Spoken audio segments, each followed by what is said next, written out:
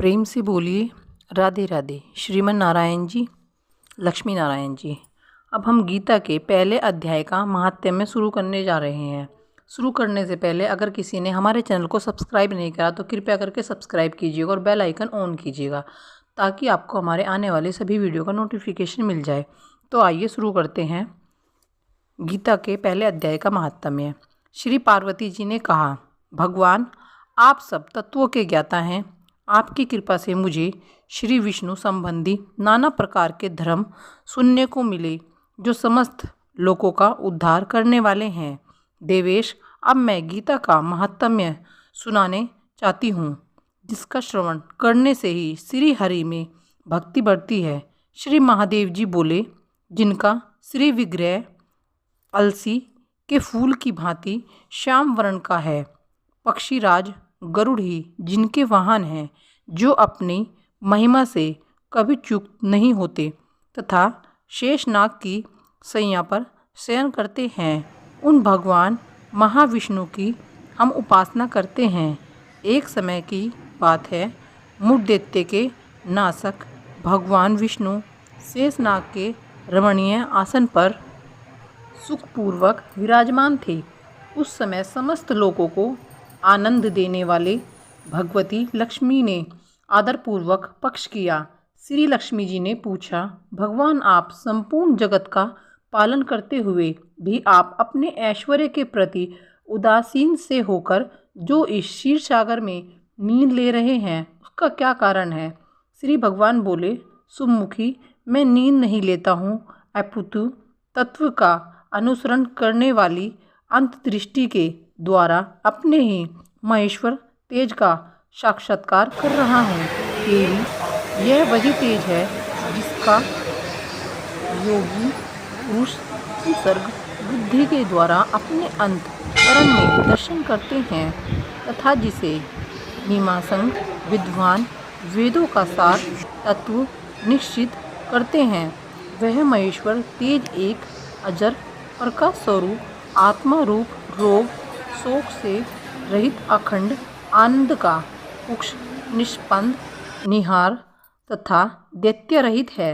इस जगत का जीवन उसी के अधीन है, मैं उसी का अनुभव करता हूँ। देवश्री, यही कारण है कि मैं तुम्हें नींद लेता सा प्रतीत हो रहा हूँ। श्री लक्ष्मी जी ने कहा, हर्षिकेश, आप ही योगी पुरुषों के धैर्य हैं। आपके अतिरिक्त भी कोई ध्यान करने योग्य तत्व है, यह जानकर मुझे बड़ा कौतूहल हो रहा है। इस चराचर जगत की सृष्टि और संहार करने वाले स्वयं आप ही हैं। आप सर्वसमर्थ हैं।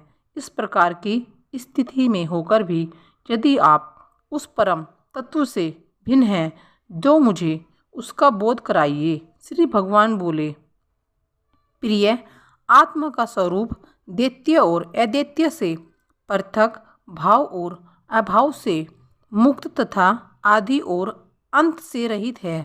शुद्ध ज्ञान के प्रकाश से उपलब्ध होने वाला तथा परमानंद स्वरूप होने के कारण एकमात्र सुंदर है। वही मेरा ईश्वरीय रूप है। आत्मा का एक तत्व ही सबके द्वारा जानने योग्य है। गीता शास्त्र में इसी का प्रतिपादन हुआ है। अमित तेजस्वी भगवान विष्णु के ये वचन सुनकर लक्ष्मी देवी ने संग उपस्थित करते हुए कहा, भगवान, यदि आपका स्वरूप स्वयं परमानंदमय और मन वाणी की पहुँच के बाहर है तो गीता कैसे उसका बोध कराती है?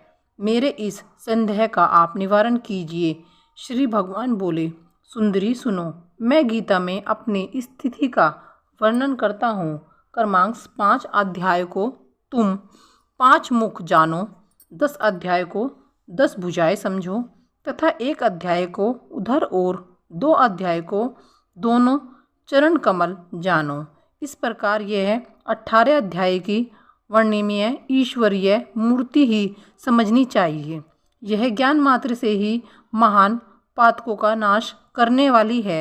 जो उत्तम बुद्धि वाला पुरुष गीता के 1 या आधे अध्याय का अथवा 1 आधे या चौथाई श्लोक का भी प्रतिदिन अभ्यास करता है वह सुशर्म के समान मुक्त हो जाता है। श्री लक्ष्मी जी ने पूछा, देव सुशर्मा कौन था, किस जाति का था और किस कारण से उसकी मुक्ति हुई। श्री भगवान बोले, प्रिय सुशर्मा बड़ी कोटि बुद्धि का मनुष्य था। पापियों का तो वह शिरोमणि ही था।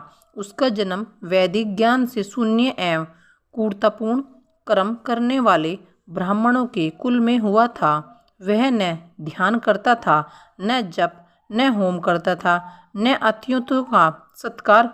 वह लंपट होने के कारण सदा विषयों के सेवन में ही आसक्त रहता था। हल जोतता और पत्ते बेचकर जीविका चलाता था। उसे मदिरा पीने का व्यसन था तथा वह मांस भी खाया करता था। इस प्रकार उसने अपने जीवन का दीर्घकाल व्यतीत कर लिया। एक दिन मूढ़ बुद्धि सुशर्मा पत्ते लाने के लिए किसी ऋषि की वाटिका में घूम रहा था। इसी बीच में काल रूपधारी काले सांप ने उसे डस लिया। सुशर्मा की मृत्यु हो गई। तदनंतर वह अनेक नरक में जा वहाँ की यातनाएं भोगकर मृत्यु लोक में लौट आया और वहाँ बोझ ढोने वाला बैल हुआ। उस समय किसी पर ने अपने जीवन को आराम से व्यतीत करने के लिए उसे खरीद लिया। बैल ने अपनी पीठ पर पड़ को भार ढोते हुए बड़े कष्ट से 7-8 वर्ष बिताए। एक दिन पड़ ने किसी ऊंचे स्थान पर पहुंच देर रात तक बड़ी तेजी के साथ उस बैल को घुमाया। इससे वह थककर बड़े वेग से पृथ्वी पर गिरा और मूर्छित हो गया। उस समय वहाँ कौतूहलवश आकृष्ट हो बहुत से लोग एकत्रित हो गए। उस जन समुदाय में से किसी पुण्यात्मा व्यक्ति ने उस बैल का कल्याण करने के लिए उसे अपना पुण्य दान किया। तत्पश्चात कुछ दूसरे लोगों ने भी अपने अपने पुण्यों को याद करके उन्हें उसके लिए दान किया। उस भीड़ में एक वैश्या भी खड़ी थी।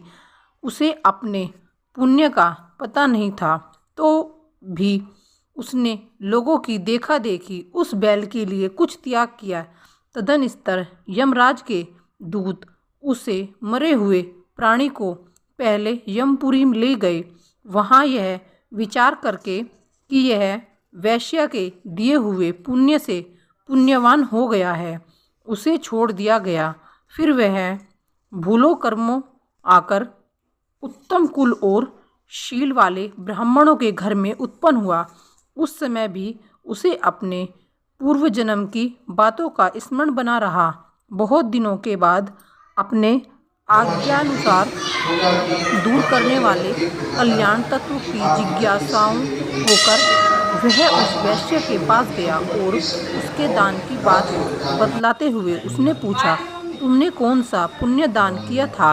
वैश्य ने उत्तर दिया, वह पिंजरे में बैठा हुआ तोता प्रतिदिन कुछ पढ़ता है, उससे मेरा अंतकरण पवित्र हो गया।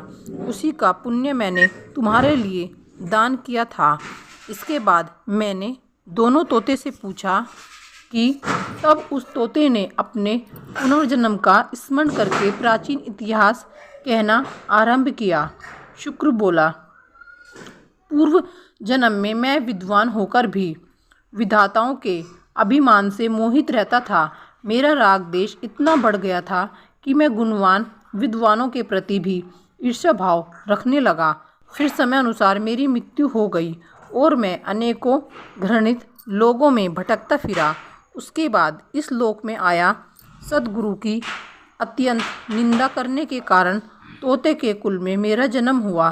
पापी होने के कारण छोटी अवस्था में ही मेरे माता पिता से वियोग हो गया। एक दिन मैं ग्रीष्म ऋतु में तपे हुए मार्ग पर पड़ा था। वहाँ से कुछ श्रेष्ठ मुनि मुझे उठा लाए और महात्माओं के आश्रम के भीतर एक पिंजरे में उन्होंने मुझे डाल दिया। वहीं मुझे पढ़ाया गया। ऋषियों के बालक बड़े आदर के साथ गीता के प्रथम अध्याय की आवृत्ति करते थे। उन्हीं से सुनकर मैं भी बारंबार पाठ करने लगा। इसी बीच में एक चोरी करने वाला बहलिया ने मुझे वहाँ से चुरा लिया। तत्पश्चात इस दीवा ने मुझे खरीद लिया। यही मेरा वृत्तांत है जिसे मैंने आप लोगों से बता दिया। पूर्व काल में मैंने इस प्रथम अध्याय का अभ्यास किया था, जिससे मैंने अपने पाप को दूर किया। फिर उसी से इस वैश्य का भी अंतकरण शुद्ध हुआ और उसी के पुण्य से ये दिक्श्रेष्ठ सुशर्मा भी पाप मुक्त हुए हैं। इस प्रकार परस्पर वार्तालाप और गीता के प्रथम अध्याय के महात्म्य की प्रशंसा करके वे तीनों निरंतर अपने अपने घर पर गीता का अभ्यास करने लगे। फिर ज्ञान प्राप्त करके वे मुक्त हो गए। इसलिए जो गीता के प्रथम अध्याय को पढ़ता, सुनता तथा अभ्यास करता है, उसे इस भवसागर को पार करने में कोई कठिनाई नहीं होती। प्रेम से बोलिए राधे राधे। श्रीमन नारायण जी, लक्ष्मी नारायण जी।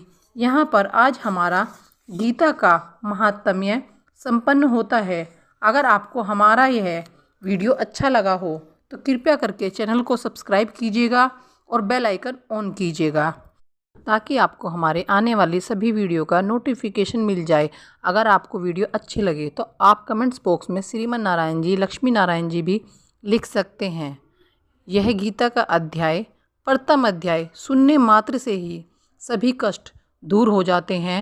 इस सृष्टि के रचयिता, पालनहर्ता श्री विष्णु जी के चरणों में कोटि कोटि प्रणाम, बार बार प्रणाम करते हैं और सुनने मात्र से ही हमारे कष्ट हर लेते हैं। श्री विष्णु जी इस सृष्टि के रचयिता, उनको बारंबार प्रणाम करते हैं। अगर हमसे कोई भूल चूक हुई हो तो समय याचना करनी चाहिए। और प्रथम अध्याय का जब भी हम प्रतिदिन रोज़ निरंतर अभ्यास सुनते हैं, उससे ही हमारे कष्ट हरे जाते हैं। यह आगे प्रथम अध्याय में पढ़ेंगे।